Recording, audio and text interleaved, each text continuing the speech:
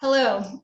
It's truly an honor for me to honor one of my forever mentors, Dr. Julia Shi, at this important event. In 2007, I was negotiating my first faculty position at Yale in general internal medicine with Dr. Patrick O'Connor.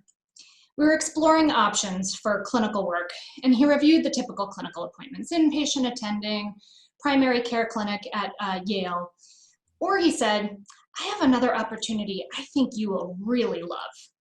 It's working at the Central Medical Unit of the App Foundation. He said, if it doesn't work out, we can always find something else for you to do. Well, I can honestly say, 13 years later, with regard to my professional career, it is the best decision I have ever made. Needless to say, we didn't have to find something different for me to do. I've been plenty busy. I'll never forget my interview with Julia and Susan Henry at the Legion Clinic. They told stories about how they worked together every day for 20 years. They talked about engaging in clinical research, being among the first in the city to treat patients with buprenorphine, and the absolute joy they got out of caring for patients while treating them through their treatment journey. I left that meeting thinking to myself, man, I want to be just like them. And it's a sentiment I still strive toward every day. Dr. Shi has truly always been ahead of her time. She's a primary care doctor at heart who has this remarkable expertise in the treatment of substance use disorder. More than that, however, Dr. Shi has truly mastered the concepts of patient-centered care and shared decision-making long before it was in vogue. I remember struggling with one of my first patients on how to manage them, and I walked into her office and I said, what do I need to do for this patient? And she said to me, have you asked them what they want to do? And that has become the platform for which I now talk to all my patients at almost every visit. And I always think of Dr. Shi when I say that. And so it became that whenever I had a clinical dilemma, the first person I would call would be Dr. Shi. But above and beyond that, she became my go-to person for my life dilemmas. When I found myself without a nanny for my 2-year-old daughter, Dr. Shi said, my daughter will be your nanny. And Katie did become my nanny, and I saw her on here today. She taught my daughter, who was 2 at the time, how to identify her ABCs, how to swim, and to recognize that she no longer needed a pacifier to sleep. And then Katie went on to become a pediatrician. Looking back, Katie was more qualified to take care of my child than I was. And of course she was. She was Dr. Shi's daughter. So as I was preparing my remarks for tonight, a number of words came to mind to describe Dr. Shi. Dedicated, dependable, diligent, energetic, resilient, full of grit. Her work ethic is like nothing I have ever seen before. However, I didn't think it was fair for me to be the only one to get to share how I feel about Dr. Shi. So I asked our current and prior addiction medicine fellows who have been lucky enough to work with Dr. Shi and learn from her to tell me the first word that comes to mind when they think of Dr. Shi. My inbox exploded with adjectives to describe Julia. These include remarkable, caring, compassionate, and wise. 2 fellows independently used the term masterful. One went on to say, there is no one more masterful at navigating chaos with poise and grace than Dr. Shi. Another fellow called Dr. Shi a warrior. She went on to say, she is not only a prolific provider, but a ruthless advocate for patients. One of our fellows, now turned faculty, shared this anecdote. When I started fellowship, Dr. Shi said to me, this is the best job. You are going to love caring for these patients. I got to see firsthand how much she cared about her patients, and in turn, how much they cared about her. 3 years later, I'm still here at ACT. I recognize the truth in Dr. Shi's words. This is the best job, and I absolutely love my patients. And I'm so privileged to work under the guidance of Dr. Shi. Probably my favorite description that came into my inbox of Dr. Shi is, Dr. Shi is a total badass. And I couldn't agree more. The fellow went on to say, literally nothing stops this woman. She doesn't see any obstacles. She just quickly navigates around them. She is such an inspiration. And I know I can never be just like her, but when I think of Dr. Shi, I think life goals. So there we have it, folks. Dr. Shi is a compassionate and masterful warrior who is a total badass, who has inspired so many of us to be better and to do better. And she sets the standards by which we set our life goals. So with that, I am so proud to stand with my friend and colleague, Dr. Ayana Jordan, to honor two fierce, trailblazing women who've guided us and scores of others at achieving our own personal goals and learning what it truly means to impact the lives of those we serve. I vow to carry that torch forward as a woman in medicine, doing my best to inspire others to do this work. And if I can be one half of the mentor Dr. Shi has been to me, I will have accomplished a lot. Congratulations to you, Julia. I hope you know how loved you are. Oh my gosh, Jeanette, how can I top that? I prepared something, but first I just want to make sure that you all know I'm so thrilled to be here with the best of the best. I think honoring the App Foundation 50th anniversary. And I think this is really a collective celebration.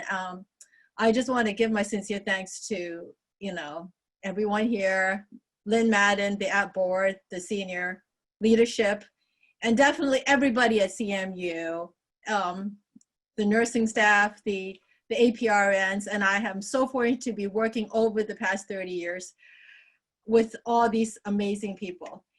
I think Patrick had mentioned that I basically got recruited by Dr. O'Connor and Dr. Schoenfeld like about 30 years ago. Can you believe it?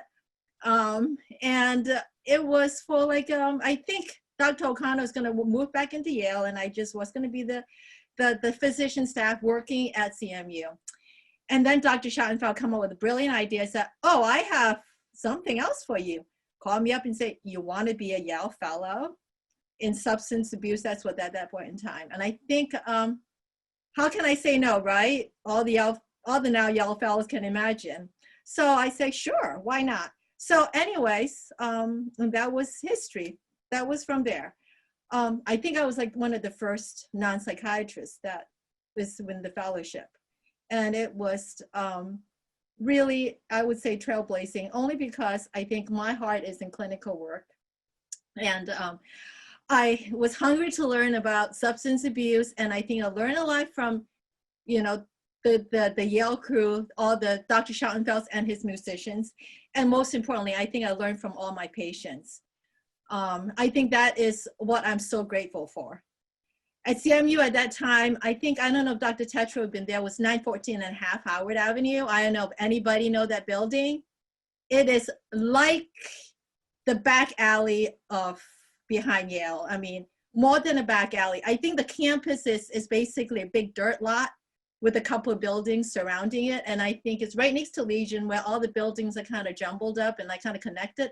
You have no idea how kind of back alley it is. But we all kind of survived that era. And that's where patients come into treatment. In my first days at APT, I was really impressed with all the wonderful people and dedicated to working with the patients. There's so many names. I think Dr. Schoenfeld had talked about, the jazz musicians in the group. And I think I am like so happy that I was able to work in them. I know how they can dream up with these great ideas. And I mean, Dr. Carroll can put it on paper and then perform the research and then come out and write it up just like that. And I definitely, all the counselors, all the nurses that had come before us who may be here and who may have left. I definitely want to give a shout out to Susan Henry, my partner in crime for the past 30 years. I don't think Susan actually is retired yet. So at some point in time, I think we're going to pull her out of retirement.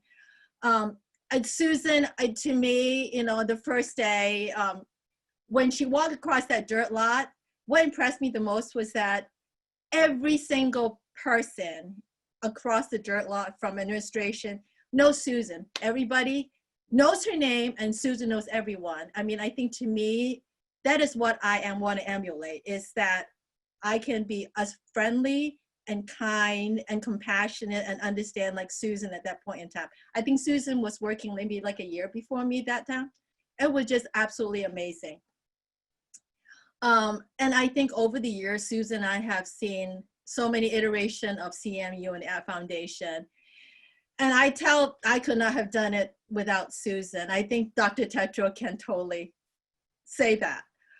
The early days of CMU, there were so many really interesting things going on. And research-wise, at that point in time, clinical care was actually free, because I have no idea how Roslyn's come up with this, but we see patients when they want to be seen. Oh, I never need to worry about a bill. We draw blood, we do this and that. No idea how that happens. But magically, things get done. One of the first projects I think Dr. O'Connor had handed me was the outpatient detox program.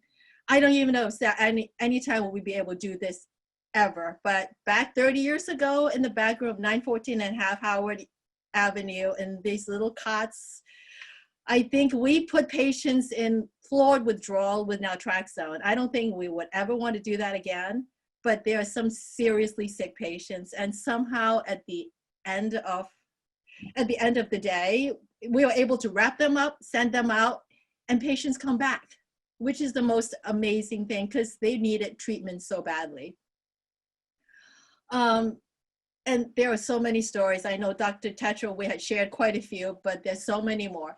And then there is the AIDS epidemic, and I know Dr. O'Connor mentioned that, and the hepatitis C. We've just first found out how to even, identify hepatitis C. And CMU was really in the forefront of providing care for patients with HIV way before even the AIDS clinic happened at Yale. I have met so many interesting patients with amazing life stories, and I learned that we were like really more alike than we are different. Some just had a harder time than others. I fast forward to now, 30 years later, I can proudly tell everyone here that really treatment works, app treatment works.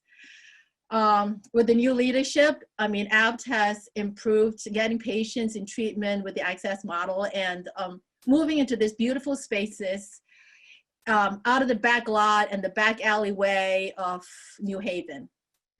Well, I have aged kind of 30 years, right? But, and fortunately, my patients also was growing older with me.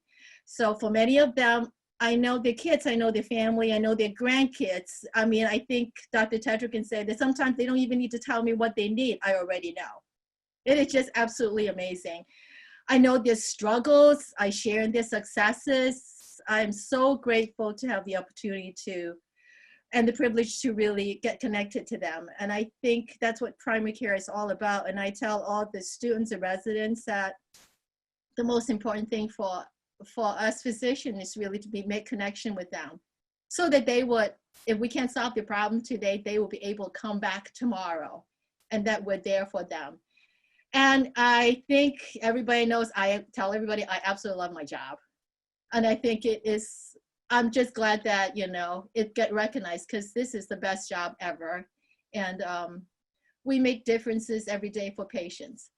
Well, a long time ago, when my fellow physicians and friends asked me like where I work or what I do, sometimes they kind of look at me weird for my choice of specialty, like not always in a positive light.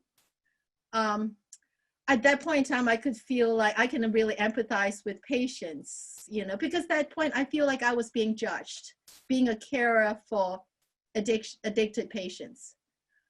But I think I can almost imagine how patients must feel when they are being judged, asking the doctors for care. Well, since then, Dr. Tetrault showed up. The whole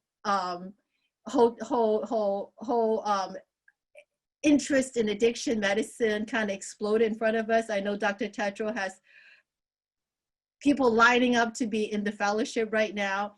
And so I feel so privileged to be able to contribute to this whole learning experience. Is it still warm? For the past 30 years, for the past 20 years, I think I was looking for a partner to work at CMU, and Dr. Tetrault showed up and really kind of lead the way into providing and paving the ways for smarter doctors, researchers, educators to get into the field of addiction medicine. So again, I just want to make sure that I'm so grateful that we're here celebrating together. And thank you so much and for allowing me to be part of this whole process. Thank you.